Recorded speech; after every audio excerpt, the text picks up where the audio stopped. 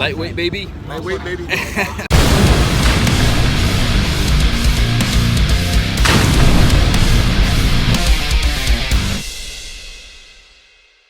What would your first question be to Kai Green? Choose your words wisely, because we could be here for the rest of the day. But go ahead, you got him. Well, it's a little bit of a technical question.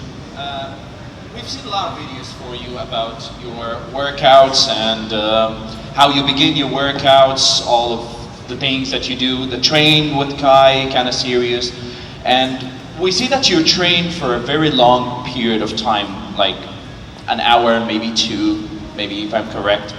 And we all have learned, like all the beginners here know that your workout should not maybe last for more than 45 to an hour or something like that. What makes me go beyond that without breaking my muscles or going to any kind of catabolic, or I don't know the terms for it, but you know you understand what I mean, I think. It's just the length of the workout itself. What's the optimal length of a workout?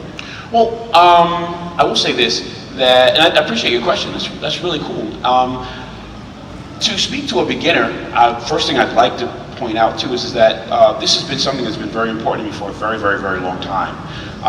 And this is something that I've obsessed over for, the better part, if not more than 20 years. So I will say that in an effort to answer your question, that there's a lot of things that I've gotten a chance to experience between, my very beginning as you said, as a beginner, and, ultimately to where I am presently.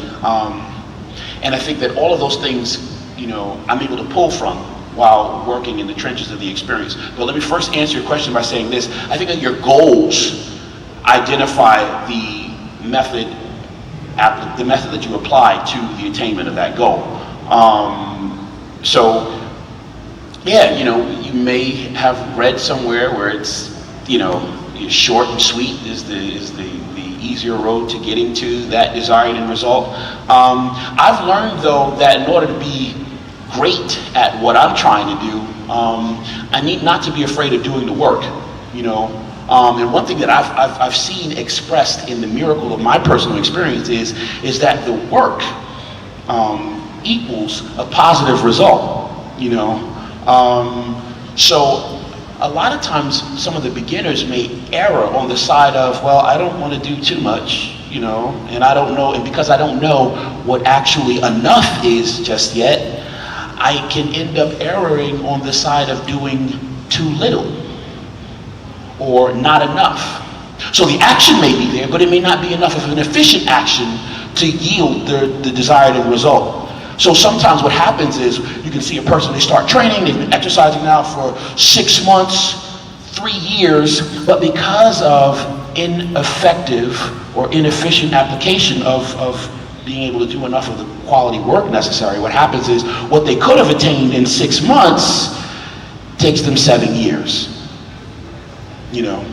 So yeah, to answer your question, I don't think you can work enough. And I think the people that are really, really successful at one time or another, if you look at their protocol, it may seem that they're borderline obsessive in the actions that they take towards the goal's achievement.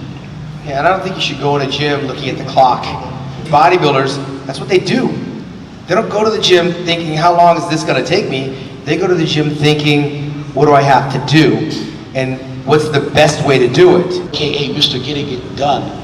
Not because I found something that I thought sounded really good, but because when I locked myself in the solitude of my own mind and I was in the process of working towards the achievement of my own goals, one of the things I heard myself saying over and over again is, am I getting it done? Is it done? Is it done yet? No? Then I got more work to do. I'm serious about this right now.